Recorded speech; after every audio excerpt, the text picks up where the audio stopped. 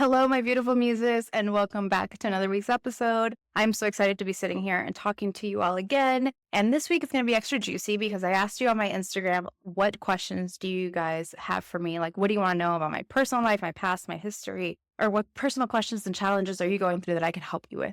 And so I love these type of videos and podcasts because I think that in each other's questions, we all find pieces of ourselves, right? And so I hope I answer these to the best of my ability and that you can resonate with what I say and what I share with you guys. So I actually just recorded 20 minutes of this podcast and I realized that I was not recording the whole time. So let's get into it now. And I'm going to start with the same question that I started with in the first video that I wasn't recording. And that was, and if I look to my left is because that's where the questions are. I have them up on my screen. And the first question was, how do I get a man to treat me like a queen? And I thought this was a good one to start with because it really sets the tone. If you listen to anything I talk about, the podcast name, You First, showing up for yourself daily, doing all the things. The only reason TJ can treat me like a queen and I accept it is because I treat myself like a queen. And I started treating myself like a queen before I even met him. And what I mean by that is that I realized after my last breakup is that I didn't need a man in order to feel fulfilled and happy. And I needed to start giving myself the very same things that I wanted so desperately from men in relationships that I never really got, to be honest with you. I never had it, but I knew that I wanted all these things. And so I always felt like this void in relationships. And so I started treating myself like that. I started taking myself out on dates, buying myself flowers, validating myself, writing myself beautiful love letters, telling myself how proud I was of myself every single day. I started treating myself like a true queen and not feeling shameful when I wasn't perfect. And so that's the only reason TJ treats me like a queen now. And I treat him like a king, right? That's the only way also that I was able to attract someone like him and someone that's going to put me on a pedestal. And I will add this, a man at first will treat you how he thinks you should be treated, how he thinks he wants to treat you. And then after a while, he will treat you how you treat you.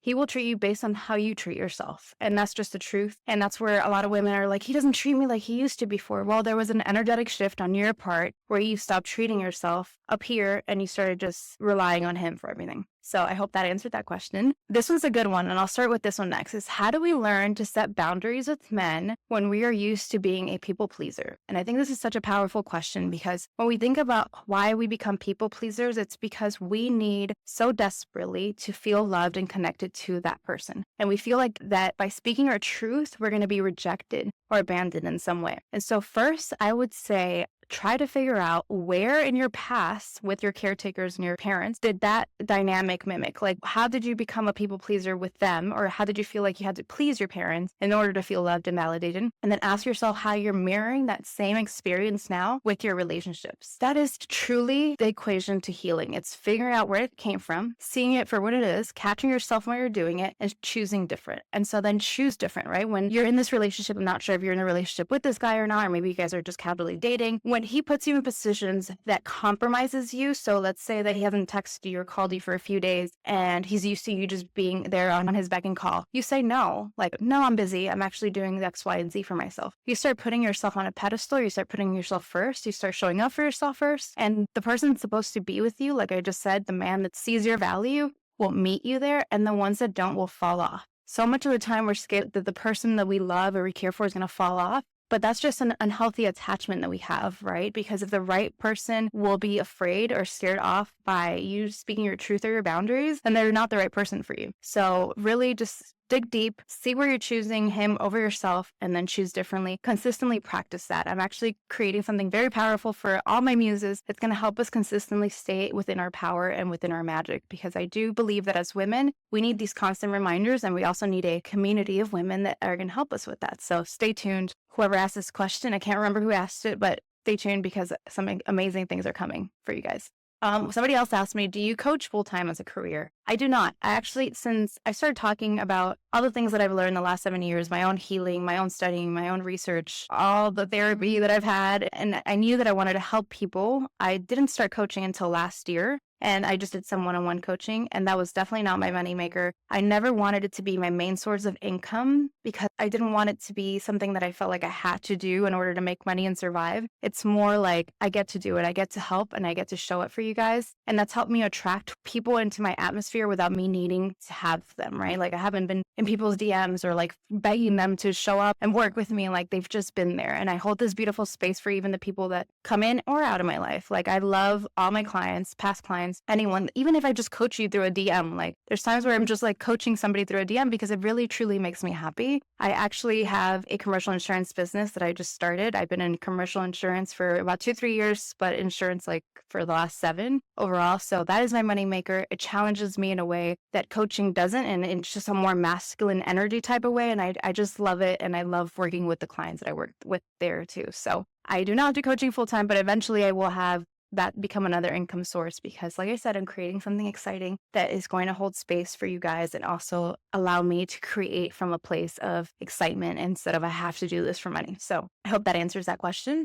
All right, this is a good one. When do you know if a friend is good in your life? I would say how they leave you feeling. There's friends that will make you feel like they just drain the crap out of you and you have to go take a nap or sit on the couch for like 5 hours. Those are not good friends for you. They might be good people. There's probably nothing innately wrong with that person, but it's not good for you because of the way that they leave you feeling. People in your life, especially if you want a big life, if you want a life that's powerful and meaningful, you want people that recharge you, right? And then there's friends and people that you're around that after you hang out with them, they just leave you super recharged. You feel good. You feel lighter. Maybe they're funny. Maybe it's not, maybe it has nothing to do with like personal development or anything like that. It's just that they're good souls to be around. I feel like that's when you know if a friend's good for you. And then you just set boundaries around that. And like, you don't have to cut everyone off. I don't think everyone's meant to be cut off of your life, but you just decide where to put the people that don't bring you the best energy and just limit your time with them. Ooh, this one's a good one. Someone asked, was it hard dating someone that has a child when I don't have one? So TJ is actually the second relationship I'm in where there's a child in the picture. And the last relationship I was in where there was a child in the picture, the mother was not in the picture. So that was really hard.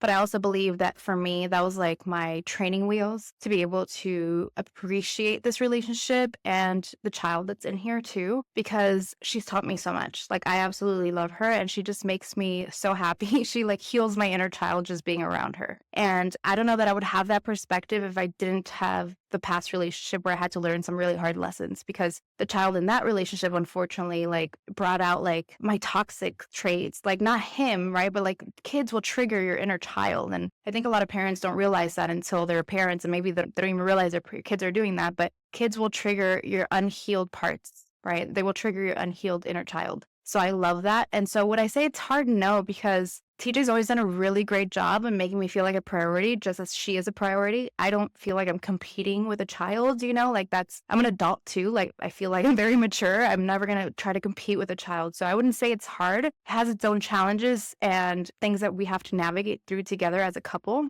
Because that means I now have a child half the time because her mom is in the picture, thank goodness. But yeah, there's a child half of my life now and half of my time. So there's been different challenges that we've had to like navigate and just talk through. And he's held so much space for me. And I've been able to just like navigate and morph into this beautiful space. And like I said, I absolutely love her. So I wouldn't say it was hard. And there's just challenges in every aspect of life, just like there's challenges if I were to become a mother myself. So yeah, there's that question. All right, next question is, how do I get a man to commit to me? You don't get him to commit to you. You commit to yourself. Like this kind of goes hand in hand with the queen question. You want something, you desire something. I think for a lot of women, we want the safety, the connection. We want to feel like we're chosen. We want the ring. We want the commitment. We want the marriage. We want all these things. But the truth is that when we need those things, they're less likely to happen. But if you just desire them and they come from a place of, I'm whole the way I am and I'm perfect the way I am, but I just desire this, then you attract it. There's no way to manipulate a man to commit to you. There's no way of like doing things that are going to make him want to be with you. A man will only want to be with you if you bring value to his life in some way. And he will only commit to you if he feels at peace and you bring value into his life. Like to men's core, because they're doers, they're providers, they need to feel like they can come home to a peaceful house and they need to feel like you bring value into their life and you allow them to be who they are. And so ask yourself, are you doing those things in that relationship? Because sometimes if we need them to commit to us and we feel like I need to change him or he needs to be this way in order for us to be happy or successful, he will feel that. And there's going to be this resistance and he's not going to want to be with you or commit to you because he's going to feel like he can't be his true authentic self. And so that doesn't bring peace or stability for him either. And of course, there's way more to this, right? Like you can't give a man peace unless you feel safety in the relationship and vice versa. But I would say you don't get him to commit to you. You commit to yourself, show up for yourself, and stay true to what you need also and what you want. Stay true to what you desire also. I would say if marriage is a big one for you and you want commitment and it's been a few years that you've talked about this and you let him know, there has to be a time where you're like, I'm not willing to be in a relationship where I'm not getting what I desire either. And being okay for that relationship to end if that person's not giving you what you want, because there's going to be this resentment that you're going to build up. If you desire that in your life, if you're not getting it, there's going to be this disconnect and you're going to start building a lot of resentment towards him. And eventually it's going to lead to you feeling like you're not enough. And it's really going to start sabotaging your self-worth too. So that's probably a mouthful to answer that question, but that's how you get a man to commit. This was a personal one that that week I think I had posted on my Instagram I think I had messaged this person. They asked me like how I was doing, and I was just like, so I've had a rough time here recently. And so she asked, you mentioned you had a tough week. What was that and how are you dealing and reflecting in it? So I can't really go into too much detail of why I was having a rough week. It was around Christmas time because it has to do with other people that are indirectly in TJ and I's life. It had nothing to do with our relationship, but it had a lot to do with like certain people. And I was really angry. And this person was bringing up like just the savage parts of me that are like survival mode, but I can be really mean and I could be really ugly. And I have in the past because that's the only way that I knew how to communicate my emotions and actually like bring safety into my own survival mode. But when I felt those emotions arise, what I did and how I reflected on it was that I asked myself, why am I allowing this person to make me feel this way? And what lesson can I learn from this? And what lesson can TJ and I learn from this? Because that helped me shift my perspective and move forward quicker. Because I learned a long time ago that once I start shortening that gap between what happened and the lesson, it just feels better in my life and I'm able to grow from it quicker. And I also said to myself, that person's taken enough. Why am I letting them take more? And so some people will live in your mind like rent free and you allow them and you give them so much of this energy. And I just decided like, no, this person, I give him enough of my energy and enough of my thought process. We're just going to move forward and do the things that we have control over. And that was a perspective shift that I needed. So that's how I dealt with that tough week. Like I said, I wish I could talk more about what it was, but one, that person doesn't deserve my energy either, or to talk about it on my podcast. And I just don't like talking about other people. I'm too grown and too mature for that. So, all right. And the last one is, how do I deal with negative people? I love that this question was like right after that one because that's how I deal with negative people. I think, first of all, I try to put myself in a compassionate state, I would say. And I think like, oh man, that person's so negative and so unhappy in their lives. Like that must really suck. Like I remember being unhappy to a certain extent in my life in the past. And I didn't consider myself negative, but I remember feeling so crappy about my life. And so I'm sure to some people I was negative. And so I try to have compassion for like where people are in their journey and in their life. And I feel sorry for them at first. And so feeling that compassion and feeling sorry for them helps me see them as less of a negative person and more like in their wounded child ways of like, they never got to grow up. They never got to actually heal themselves and they're choosing to stay in like this rut and this cycle. And then I make sure that they don't exist in my life as much as I can. Cut. Like TJ and I talk about it, but like I am so quick to cut somebody off in my life, block them. Like you just don't exist. You're dead to me.